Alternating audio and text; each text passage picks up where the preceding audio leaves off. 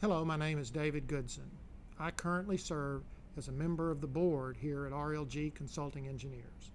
My father, Raymond L. Goodson Jr., founded RLG Consulting Engineers in 1953 with a vision of providing exceptional engineering solutions.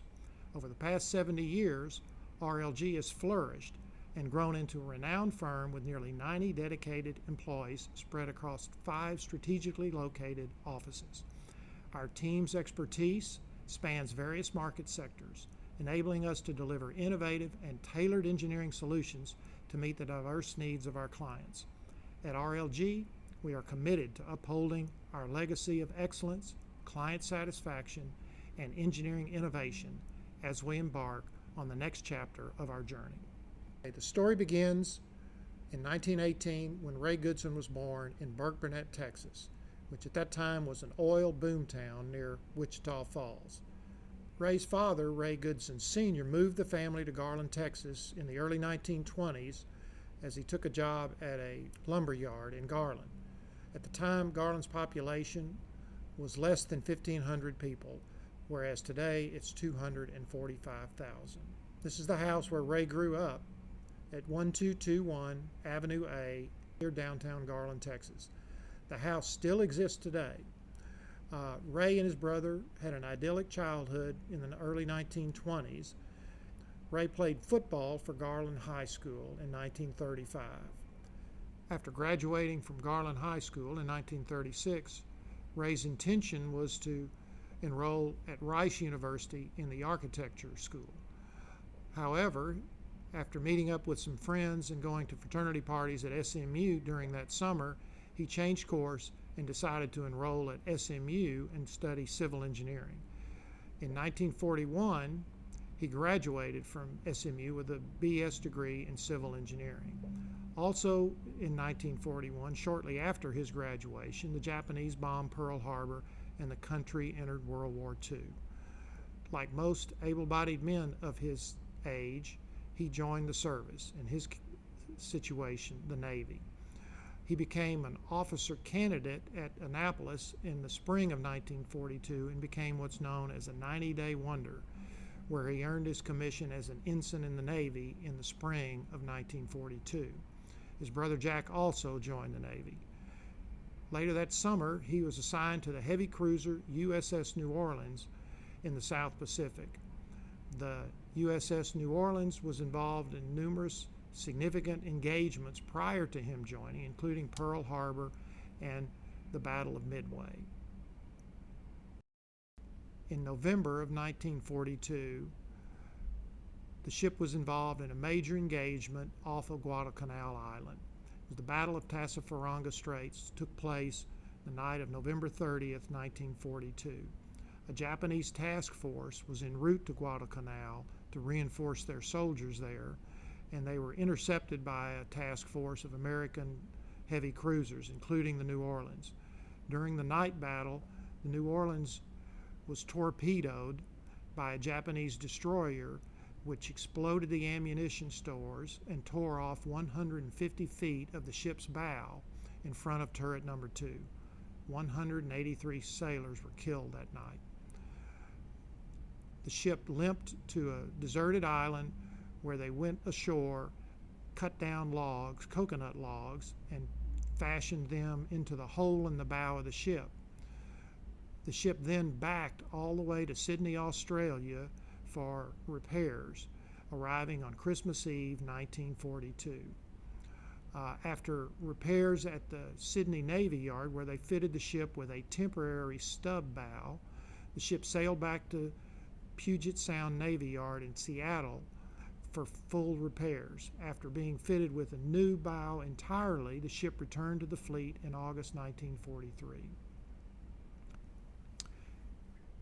Ray stayed with the New Orleans for the duration of the war and participated in numerous engagements in the Pacific Theater, including the Battle of Leyte Gulf and the invasion of Okinawa. After the Japanese surrender in August 1945, the New Orleans sailed to mainland China and Korea to evacuate Allied prisoners. In December 1945, the ship returned to San Francisco and Ray was discharged from the Navy. After being discharged from the Navy in December 1945, Ray returned to Garland and went to work for Magnolia Petroleum in Dallas. A couple of years later, in 1947, he joined the faculty of the Civil Engineering School at SMU. Also in 1947, he married Ann Merriweather, a 1946 graduate of SMU. In 1948, the next year, they moved to New York for Ray to attend graduate school at New York University. During their time there, Ann worked as a librarian at Columbia. In 1949, he received his master's in civil engineering from NYU. Returning to Dallas, Ray went to work for the firm Myers & Noyes Engineers, a consulting firm that had been in business in Dallas since the early 1900s. Myers & Noyes were one of the original engineers for many of the subdivisions in Dallas, including Highland Park and much of University Park. In 1953, Myers & Noyes decided to end their partnership. Myers wanted to retire, and Noyes wanted to move to Corpus Christi to fish. Rather than close the office, Ray approached several of the firm's clients, most notably architect George Dahl, about completing the projects on which he was working. The clients agreed, and Raymond L. Goodson, Jr. Consulting Engineers was born. Ray and his initial partner, R.M. Skiles, secured an office on Dyer Street and began operations. Clients in those early years included George Dahl Architects, SMU, and the City of Dallas. Also in 1953, Ann and Ray purchased a lot and built a home on Alderson Street in East Dallas. Also in 1953, I was born. By the late 1950s and early 60s, the growing firm took on several key people, including Norman Harper and Robert Wood, who later became key partners and principals. Mr. Harper retired in 1995 after serving 39 years with the firm.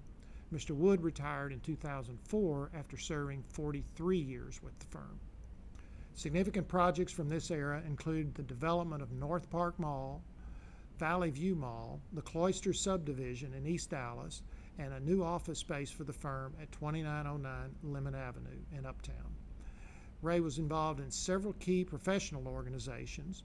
He was the co-founder and president of the Consulting Engineers Council of Texas, president of the Texas ASCE, president of the Dallas chapter of ASCE, Dallas chapter ASCE Engineer of the Year, TSPE Engineer of the Year, and the president of the Park Cities Rotary. In the 1970s, RLG worked on many significant projects for the city of Dallas. I.M. Pay's designed City Hall, Dallas Convention Center, the Reunion Area Development, and the Dallas County Community Colleges, Richland, Brookhaven, Cedar Valley, and Eastfield. Other significant projects during this period including Bryan Place, which was the first in-town subdivision near downtown Dallas, Redbird Mall, EDS's Forest Lane campus, and Ulen Mall in Fort Worth. Also in 1972, future principal John Stoll joined the firm, and they expanded into new offices at 3409 Oak Grove. In the 1980s saw more significant growth.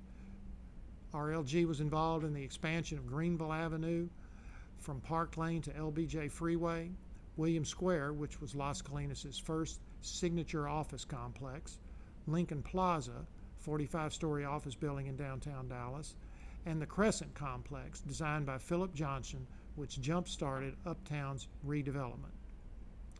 Also in 1981, I joined the firm to start the structural department.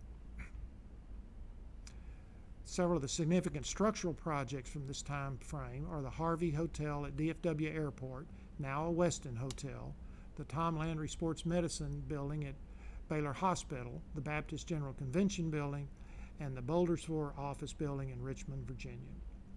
In 1983, 30 years after founding of the firm, Ray retired at the age of 64. Leadership of the firm was transferred to Norman Harper, John Stoll, Robert Wood, and myself. After retirement, Ray and Ann enjoyed golf, traveling, and entertaining their grandchildren. They spent summers at their condominium in Vail and traveled to Africa, India, Russia, Asia, Australia, and the South Pacific, where they visited many of the islands where he spent his war years. In 1995, at the age of 76, Ray passed. His wife of 48 years, Ann, passed 2 years later in 1997. The firm today is led ably by Stuart Markison, Mike McLaren, Andy Ayers, David Cumming, and Stephen Schwinn. This is the 70th anniversary of RLG, and I'm proud to be associated with it.